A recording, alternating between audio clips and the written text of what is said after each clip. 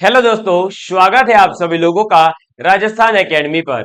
मैं परवीन सिंह आप सभी लोगों के साथ में, जैसा कि आप सभी लोग जानते हैं, लगातार राजस्थान भूगोल की कक्षाएं लेकर के आ रहा हूं। और मुझे उम्मीद है कि आप सभी लोग स्वस्थ होंगे, मस्त होंगे और पढ़ाई में व्यस्त होंगे। भूगोल के अंतर्गत हमने सबसे पहले राजस्थान की उत्पत्ति को समझा था। राजस्थान की उत्पत्ति के बाद में राजस्थान की स्थिति एवं विस्तार की अपन बात कर रहे थे। तो राजस्थान की स्थिति एवं विस्तार में अपन आगे बढ़े उससे पहले पीछे जो हमने पढ़ लिया है उसी के अंदर ही आगे बढ़ते हैं। भूगोल जो है वो लैटिन शब्द है। ये इकेटियस जो है इसके जनक माने जाते हैं। आधुनिक भूगोल के जनक ए बी हेम्बोल्ट है। और जो ये भूगोल शब्द है इसका सर्वप्रथम प्रयोग किया था वो इरेटोस्थेसिस ने किया था। इसके बाद में हमने बताया था कि ये जो पूरा विश्व था वो आपका दो भागों में तोड़ दिया गया। एक था महाद्वीप वाला भाग, एक था महासागर वाला भाग। महासागर यानी जलीय भाग और एक था स्थलीय भाग। स्थलीय भाग 29% था, जलीय भाग 71% था। जो आपका स्थलीय भाग था उसे पेंजिया कहा जाता था और जो जलीय भाग था उसे पेंथालासा कहा जाता था। जो जलीय भाग था वो 5 महासागरों में बट गया और जो स्थलीय भाग था वो 7 महाद्वीपों में बट गया। ये जो पेंजिया था इसके आगे जाकर के दो टुकड़े होते हैं। उत्तरी भाग को अंगारा लैंड और दक्षिणी भाग को गोंडवाना लैंड कहा गया और बीच में इनके 33 सागर बना जो एक भूसंनति का उदाहरण है। इसके बाद में हमने देखा था कि अल्फ्रेड वेगनर का ये पूरा सिद्धांत है। और अंगारा लैंड जो है वो क्या है, पेंजिया का उत्तरी भाग है। इससे यूरोप, उत्तरी एशिया और उत्तरी अमेरिका बने हैं, जिसे लोरेंसिया भी कहा जाता है। गोंडवाना लैंड जो है वो पेंजिया का दक्षिणी भाग है, जिससे आपके अफ्रीका, दक्षिणी अमेरिका, दक्षिणी एशिया और अंटार्कटिका और ऑस्ट्रेलिया बने थे। इसके बाद में हमने बात करी थी कि राजस्थान के अंदर जो अरावली और हाडोती प्रदेश है उससे तो वो किससे बने हैं, तो गोंडवाना लैंड से। और जो हमारे पास में मरुस्थल और पश्चिम पूर्वी प्रदेश है वो दोनों बने हैं किससे, हमारे 33 सागर से। इसीलिए हमें याद रखना है जीटी से हम बने हुए हैं, ठीक है। इसके बाद में अरावली पर्वतमाला जो है राजस्थान का सबसे प्राचीनतम प्रदेश है। उसे थोड़ा सा नया हाडोती, उससे थोड़ा नया मरुस्थल और नवीनतम है पूर्वी प्रदेश। इसके बाद में हमने बात करी कि अरावली और हाडोती प्रदेश भारत के प्रायद्वीपीय पठार के भाग है, जबकि मरुस्थल और पूर्वी मैदान जो है वो राजस्थान भारत के उत्तरी विशाल मैदान का भाग है। इसके बाद में राजस्थान की स्थिति एवं विस्तार की बात करी तो स्थिति जो है वो दो तरह से हम पढ़ेंगे, अक्षांश के हिसाब से और देशांतरों के हिसाब से, क्योंकि किसी भी भौगोलिक प्रदेश की स्थिति जो है अक्षांश और देशांतरों से ही पता चल सकती है। इसके बाद में विस्तार की बात करें तो विस्तार में तीन चीजें, सीमा, आकृति और क्षेत्रफल। फिर हमने बात करी थी कि राजस्थान के अंदर ये जो पूरा का पूरा भाई आपका अक्षांश और देशांतर का कॉन्सेप्ट है उसको अपन ने समझा था। राजस्थान के अक्षांश और देशांतर की बात करने से पहले 0 डिग्री अक्षांश जो है उसे भूमध्य रेखा या विषुवत वृत्त या इक्वेटर लाइन कहा जाता है। इसके बाद में 0 डिग्री देशांतर जो थी उसे ग्रीनविच रेखा कहा जाता है।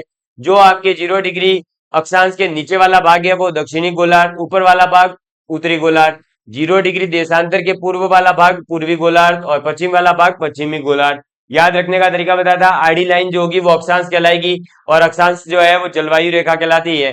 और जो खड़ी लाइनें हैं वो देशांतर रेखाएं कहलाएगी। और देशांतर रेखाएं जो है वो आपके दिन और दिनांक जो होती है उनको डिसाइड करती है, ठीक है। 23.5 डिग्री जो उत्तरी गोलार्ध में लाइन स्थित है उसे कर्क रेखा और जो दक्षिण में स्थित है उसे मकर रेखा कहते हैं, ठीक है। इसके बाद में बात करी थी राजस्थान की स्थिति की। तो राजस्थान जो है वो हमारे कहाँ पर स्थित है, तो ये हमने पूरी 7 अलग अलग इसकी पोजीशन देख ली थी स्थितियों को, कि ये विश्व या ग्लोब में देखें तो उत्तर पूर्व में है, भूमध्य रेखा के उत्तर में, ग्रीनविच रेखा के पूर्व में, अक्षांश के उत्तरी गोलार्ध में, देशांतर के हिसाब से पूर्वी गोलार्ध में, एशिया में दक्षिण पश्चिम में और भारत में उत्तर पश्चिम में। अब हम आज जो है आगे पढ़ने जा रहे हैं अक्षांश के बारे में और देशांतर के बारे में जो लिखना है हमें पॉइंट वो लिख रहे हैं। उसके बाद में अपन जो है आगे बात करेंगे। तो आप लोग अब अपनी कॉपी के अंदर हेडिंग डालिएगा। क्या हेडिंग डालेंगे, अक्षांश रेखा। अक्षांश रेखा, ठीक है। अब अक्षांश रेखा क्या होती है इसको समझ लेते हैं। अक्षांश रेखा को अपन ने पूरा पढ़ लिया है, इसलिए अब जल्दी से लिखते हुए चलिएगा और नहीं समझ आए तो बता देना। ग्लोब पर पूर्व से पश्चिम, ग्लोब पर पूर्व से पश्चिम की ओर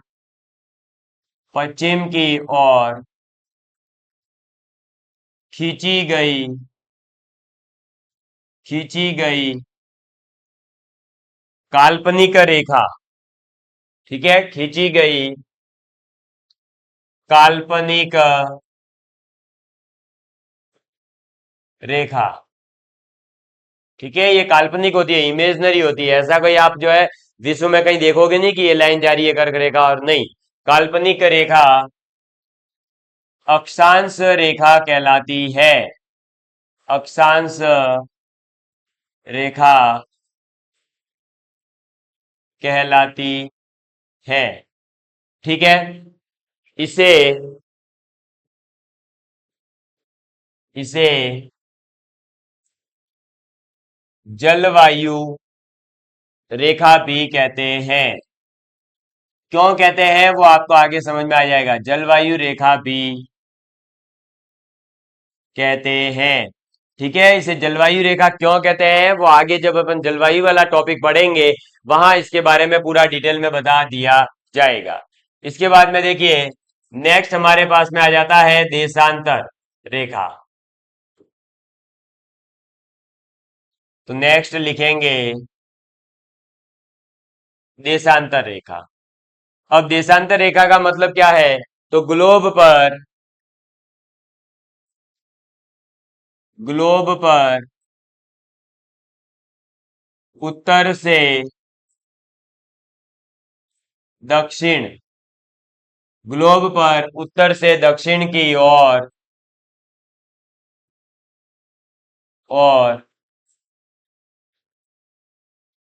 खींची गई खींची गई काल्पनिक रेखा, काल्पनिक रेखा, खींची गई काल्पनिक रेखा क्या कहलाएगी, देशांतर रेखा कहलाती है। देशांतर रेखा कहलाती है। ठीक है, तो आपको ध्यान रखना है बस इसमें, पूर्व से पश्चिम है तो अक्षांश रेखा, अगर आपके जो है कहां पर उत्तर से दक्षिण है तो फिर देशांतर रेखा। ठीक है, और इसे इसे समय व दिनांक रेखा भी कहते हैं। ठीक है, क्योंकि इससे समय पर जो है प्रभाव पड़ता है, और इस पर बेस्ड जो न्यूमेरिकल आते हैं उसकी भी अपन अभी बात करेंगे। तो इसे समय व दिनांक यानी टाइम एंड डेट, समय व दिनांक रेखा भी कहते हैं। ये आपको याद रखना है इसके अंदर, आप इसको नोट डाउन कर लीजिए जल्दी से, फिर अपन आगे बात करते हैं। ठीक है, अब देखो यहां पर एक बात याद रखना, अक्षांश रेखा और देशांतर रेखा एक अलग चीज है। ठीक है, और अक्षांश और देशांतर एक अलग चीज होती है। ठीक है, क्यों, क्योंकि देखो अक्षांश रेखा का मतलब है जो पूर्व से आपके पूर्व, हाँ, अक्षांश रेखा का मैंने सोचा कि यहाँ उत्तर पूर्व दिख गया क्या मैंने, इसलिए। तो अक्षांश जो है वो पूर्व से पश्चिम की ओर खींची गई एक पूरी रेखा है। ठीक है, उसे अपन रेखा कहते हैं। लेकिन अक्षांश की अगर बात करूं या फिर मैं बात करूं देशांतर की, तो उसका मतलब ये होता है, जैसे अक्षांश की अगर बात करें तो भूमध्य रेखा से उत्तर और दक्षिण, है ना, उत्तर और दक्षिण, इनके मध्य में उत्तर देश, एक भाई उत्तर दिशा में कोई लाइन होगी, एक दक्षिण दिशा में कोई लाइन होगी, उन दोनों रेखाओं के बीच की जो दूरी है, कोणीय दूरी जो है, एंगुलर डिस्टेंस जो है, उसे कहा जाता है अक्षांश। और देशांतर का मतलब क्या हो जाएगा, तो देशांतर का मतलब होता है 0 डिग्री देशांतर के पूर्व एवं पश्चिम के बीच की जो दूरी है, कोणीय दूरी, उसे कहा जाता है आपका देशांतर। समझ में आ गई बात। इसका मतलब हमें जो है यहाँ पर एक छोटा सा कॉन्सेप्ट ये याद रखना है, अगर मैं यहाँ डायग्राम के माध्यम से समझाऊं, तो ये ग्लोब है मान लो, और ये एक देशांतर है और एक ये देशांतर है। तो इन दोनों देशांतरों के मध्य की जो कोणीय दूरी होती है, एंगुलर डिस्टेंस, कोणीय दूरी, उसे हम क्या कहते हैं, देशांतर कहते हैं। क्या कहते हैं, देशांतर कहते हैं। वहीं पर अगर मैं यहां पर बनाऊं अक्षांशों के लिए, तो ये देखिए, एक ये रहा और एक ये है मान लो, और ये बीच में इनके 0 डिग्री आ गई। ठीक है, यहां पर भी आप इनके बीच में 0 डिग्री बना सकते हो, ये लो, ये 0 डिग्री। तो इन दोनों के मध्य की जो कोणीय दूरी है, उस कोणीय दूरी को ही हम क्या कह रहे हैं, अक्षांश। ठीक है, तो अक्षांश का मतलब हर जगह अक्षांश रेखा नहीं होता है, ये भी थोड़ा सा ध्यान रखें। वैसे ये इसका कॉन्सेप्ट का आपको कहीं जरूरत नहीं पड़ेगी, पर ये इसलिए बताया है क्योंकि अगर आपसे कोई मान लीजिए पूछ लेवे कि अक्षांश रेखा और अक्षांश का मतलब एक ही है क्या, नहीं, अक्षांश का मतलब हो गया डिफरेंस, है ना, बेसिकली कोण या दूरी, और अक्षांश रेखा मतलब पूरी वो एक लाइन जो खींची गई है। ठीक है, चलो ये आप एक बार नोट डाउन कर लीजिए, फिर इसके अंदर जो है अपन आगे बात करते हैं। अब देखिए हमें जो है इसके अंदर क्या याद रखना है, तो एक तो हमें ये याद रखना है कि भाई आपके अक्षांश जो है ना, अक्षांश जो है उनके बीच में डिस्टेंस जो होती है वो कांस्टेंट रहती है। क्या रहती है?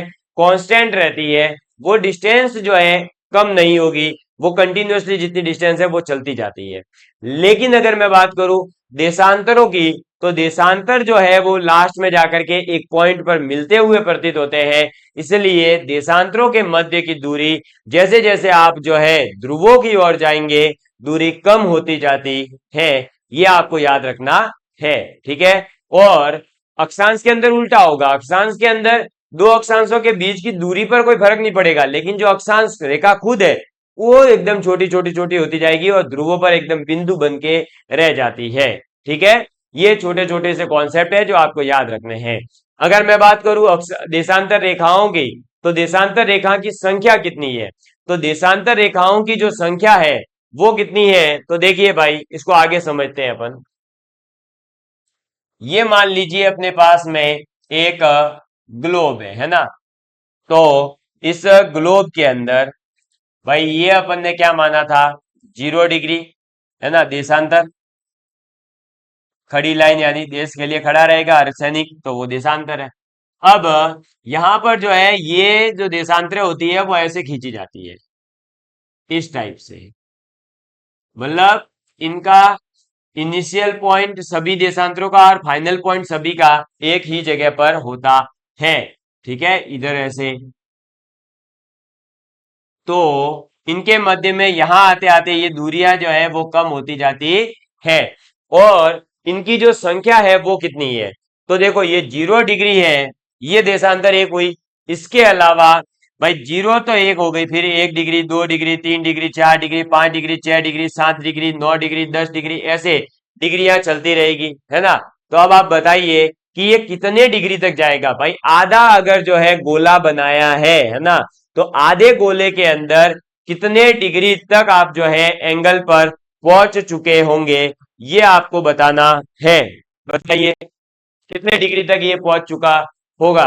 तो ऑब्वियस सी बात है कि आधा अगर हमें वृत्त कवर करना है, आधा गोला अगर हमें कवर करना है, तो आधे गोले के लिए, मेरे पास में यह गोला है नहीं, अदरवाइज मैं बहुत अच्छे से समझा देता। तो गोला जो है अगर आधा गोला कवर करा है तो 180 डिग्री एंगल अपन ने कवर करा, और पूरा गोला कवर करने पर 360 डिग्री का एंगल बनता है। तो ऑब्वियसली बात है कि यहां पर जो कुल देशांतर होगी वो भी 360 होगी। तो ये ध्यान रखना, कुल देशांतर रेखाएं कितनी होती है, 360। समझ में आ गई बात, कितनी होती है, 360 होती है। ये बात का आपको ध्यान रखना है, ये हमारे आगे काम आएगा कि कुल देशांतर रेखा 360 है।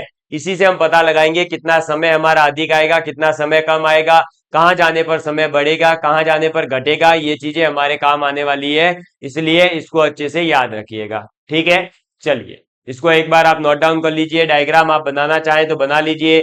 ये आपने नोट डाउन कर लिया होगा, फिर अपन आगे बढ़ते हैं।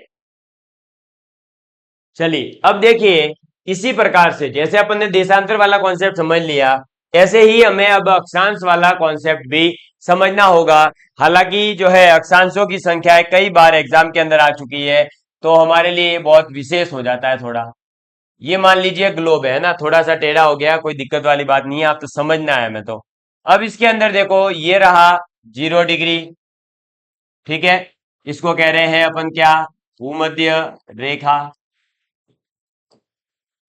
अब आप ये बताइए, इसके ऊपर 1 डिग्री वाला ऐसे लाइन होगी, फिर 2 डिग्री वाली, फिर 3 डिग्री वाली, फिर 4 डिग्री वाली, फिर 5, ऐसे करते करते करते अपन यहां पहुंचेंगे तो 0 डिग्री पे पहुंचेंगे, मतलब 90 डिग्री हो जाएगा। ऐसे यहां पर ऐसे, है ना, ये देखो ऐसे अपन करते करते करते यहां पहुंचेंगे। तो क्या होता है बेसिकली कि हमारे को जब पूछा जाता है कि कुल अक्षांश कितने हैं या कुल अक्षांश रेखाएं, कुल अक्षांश रेखाएं, तो देखिए कुल अक्षांश रेखाएं कितनी होगी, है ना। आप ये बताइए भाई, 0 डिग्री से ऊपर जो है वो है 90, और 0 डिग्री से नीचे भी है 90। 90 और 90 180, और एक ये 0 डिग्री खुद कितनी हो गई, 181, है ना। 90 प्लस 90 प्लस 1, ये हो जाती है 181। तो अब आपको ध्यान रखना है कि कुल अक्षांश रेखाएं तो कितनी है, 181। लेकिन यहां पर एक ट्विस्ट आ जाता है कहानी में। वो ट्विस्ट ये आता है कि ये जो हमारे पास में है ना ऊपर ये डॉट, भाई ये जो ध्रुवों पर जब हम चले जाते हैं तो ऐसा माना जाता है कि जो अक्षांश है वो बिल्कुल ही एक बिंदु बन जाते हैं, और इस वजह से उन दोनों को, जो ध्रुवों पर बनने वाले अक्षांश है, उनको हम बिंदु मानते हैं। क्या मानते हैं, बिंदु मानते हैं, पॉइंट मानते हैं। और जैसे ही हमने दोनों को पॉइंट माना तो क्या हो जाएगा, पॉइंट मानने पर हमारे यहां पर जो अक्षांश है वो दो कम हो जाते हैं, और दो कम होते ही अक्षांश कितने बचते हैं, 179। कितने बचते हैं, 179 ही बचते हैं। तो ये थोड़ा सा जो है आपको याद रखना है, इस चीज का ध्यान रखिएगा, ठीक है। समझ में आ गई बात। तो ये पूरा जो है आप नोट डाउन कर लीजिए, आपको अब इसमें कोई कंफ्यूजन नहीं होगा। तो आपको अब जो है कुल अक्षांश रेखाएं कितनी है, 181 है। लेकिन आपको कई बार 179 लिखवाई जाती है, वो क्यों लिखवाई जाती है वो भी बता दिया। अगर हम इन ध्रुवों को जो है बिंदु माने तो, ठीक है। चलो, तो ये बात आपको ध्यान रखनी है। अब हम बात करते हैं हमारे राजस्थान के स्पेसिफिक की, क्योंकि अब हमने जो है अक्षांशों को और देशांतरों को समझ लिया है और पूरा हमारा यहाँ पर काम कंप्लीट हो गया। अब हम ये समझने जा रहे हैं कि जैसा कि हमने पीछे लिखा है कि भाई ये देशांतर जो है वो हमारे समय और दिनांक रेखा भी कहलाती है। तो आखिर ये समय और दिनांक रेखा क्यों कहलाती है, और इस पर आधारित जो न्यूमेरिकल आते हैं वो कैसे आते हैं, देखिए। तो अब हम बात करते हैं वापस से। तो हमारे पास में ग्लोब बना देते हैं हम।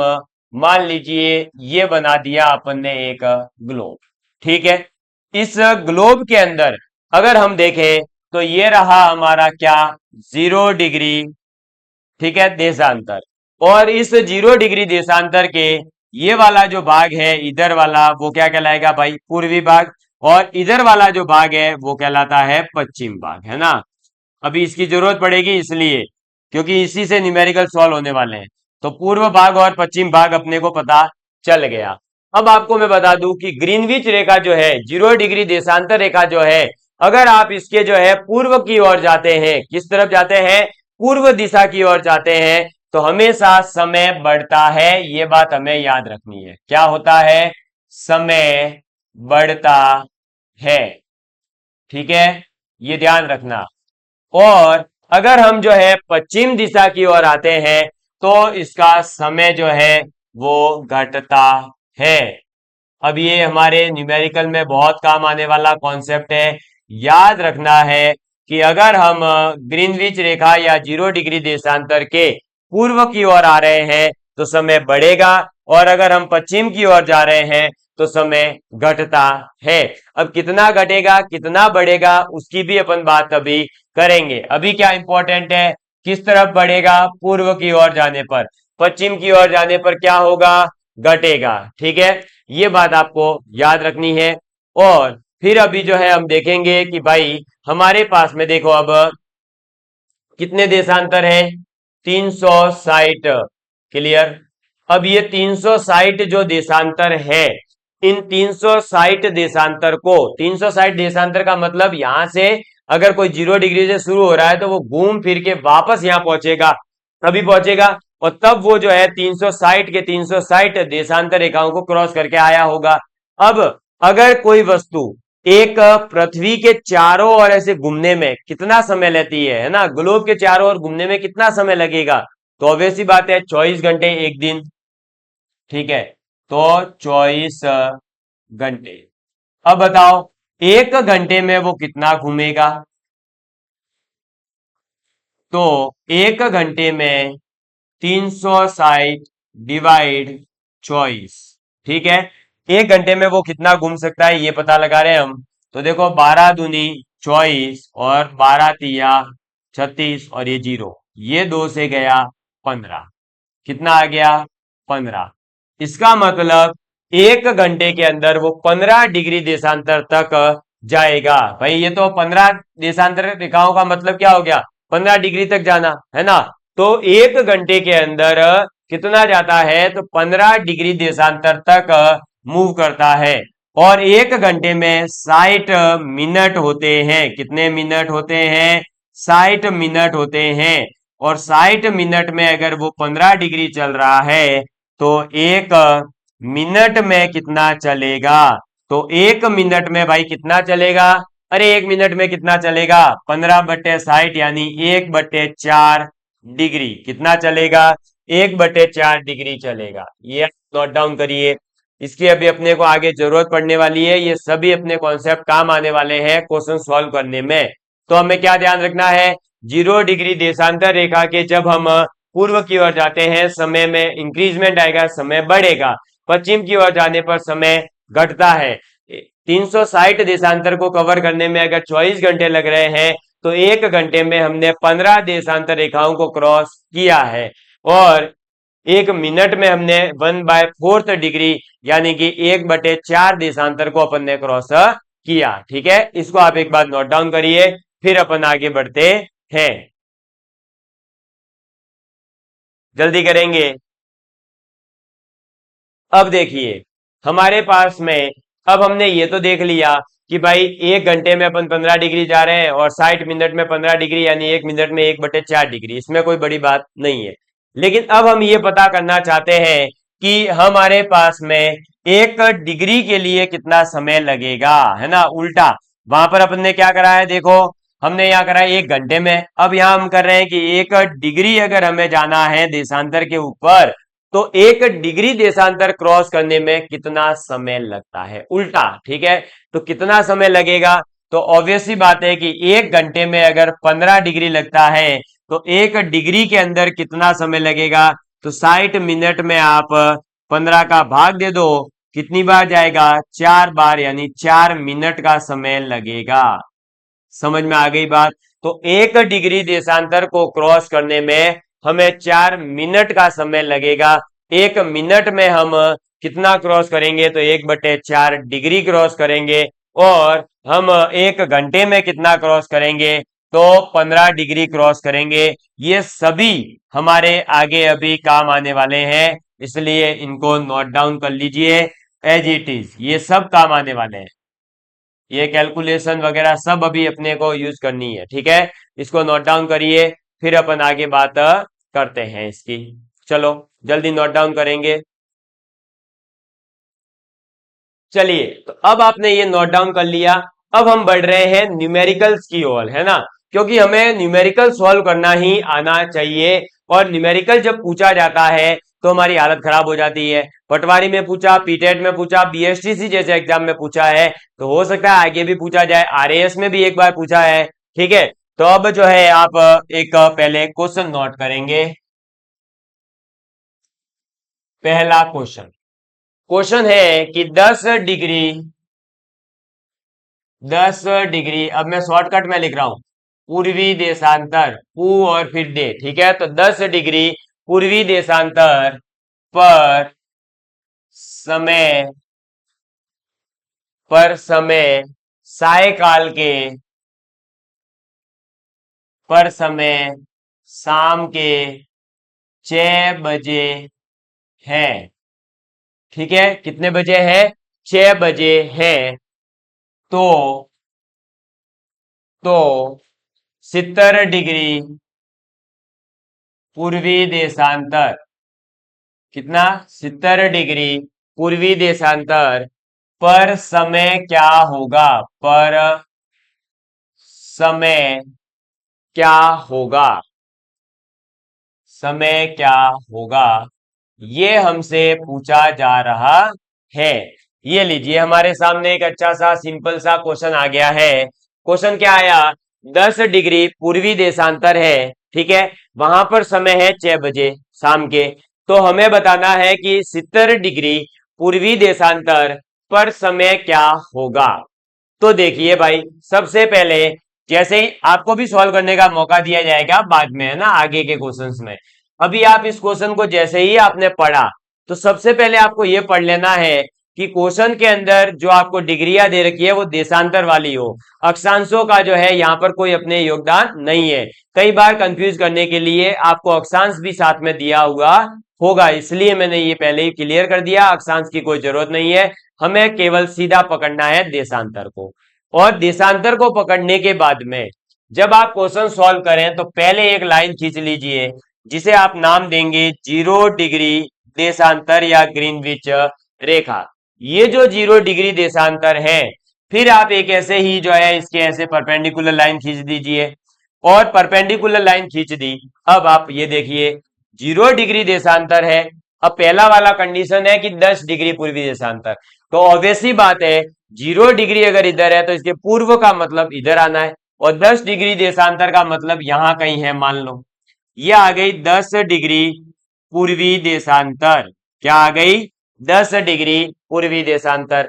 अब 10 से आगे ही तो 70 आएगा, 10 के पीछे तो 70 कहीं पर आया नहीं होगा। अब 10 के आगे 70 जो है वो मान लीजिए यहां आता है, ये रहा 70 डिग्री पूर्वी देशांतर। समझ में आ गई बात। अब ये आप देखिए कैसे ये सॉल्व हो रहा है। भाई 0 डिग्री देशांतर ये रही, इसके पूर्व की ओर हम गए तो 10 डिग्री पूर्वी देशांतर है, और इस 10 डिग्री से तो आगे ही होगा, 70 डिग्री पूर्वी देशांतर बोला इसलिए। कई बार ये पश्चिमी देशांतर बोलेगा तो पश्चिमी देशांतर इधर होगा, समझ आई बात, तो ये भी ध्यान रखें आप। अब देखो भाई, इस 0 डिग्री देशांतर से अपन किधर जा रहे हैं, पूर्व दिशा की ओर जा रहे हैं, है ना।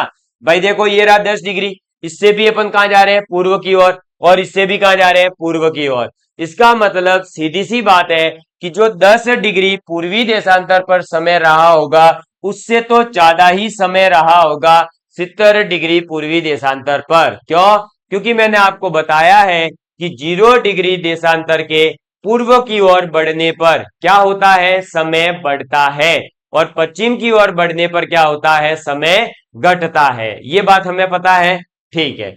अब 10 डिग्री पूर्वी देशांतर पर जो है कितना समय है ये देख लीजिए, यहां पर है शाम के 6 बजे।